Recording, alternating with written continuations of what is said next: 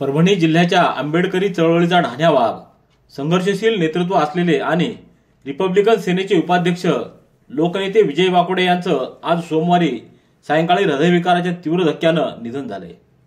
मृत्यूसमयी त्यांचं वय 63 वर्षे इतकं होतं।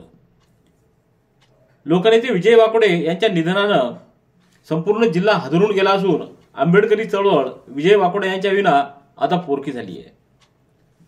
नुकताच परभणीच्या जिल्हाधिकारी कार्यालयासमोरील संविधानाच्या प्रतिकृतीच्या काचेची तोडफोड करत संविधानाचा अवमान केल्याची घटना 10 डिसेंबर रोजी घडली होती। त्याबरोबर विजय वाकोडे हे घटनास्थळी दाखल झाले। तेथील परिस्थिती त्यांनी ओळखून तातडीनं संयमाची भूमिका घेतली। तर दुसऱ्या दिवशी देखील या घटनेच्या निषेधार्थ पुकारलेल्या बंदच्या आंदोलनात त्यांनी संपूर्ण बंद शांततेत पार पाडावा यासाठी प्रयत्न केले।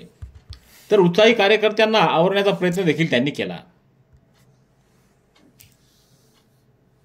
दरम्यान या घटनेच्या पार्श्वभूमीवर पोलीस दलानं ठिकठिकाणी केलेल्या बळाचा वापर आणि केलेल्या कोम्बिंग ऑपरेशनचा तीव्र शब्दात विजय वाकोडे यांनी निषेध केला।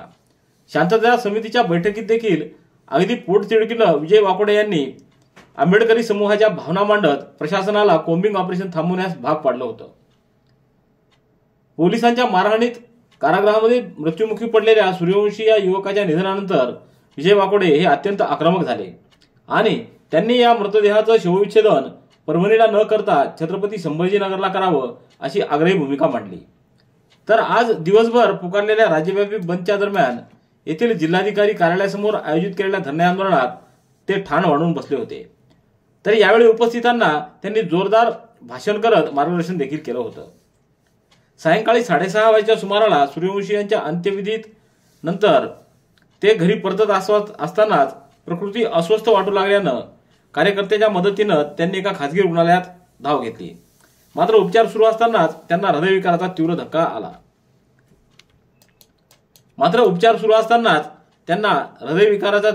आल्याची माहिती मिळाली आहे। वाकोडे यांच्या निधनानं आंबेडकरी चळवळीसह जिल्हाभरातील नागरिकांना मोठा धक्का बसला आहे। वाकोडे परिवाराच्या दुःखामध्ये लोकसमीक्षा परिवार सहभागी आहे।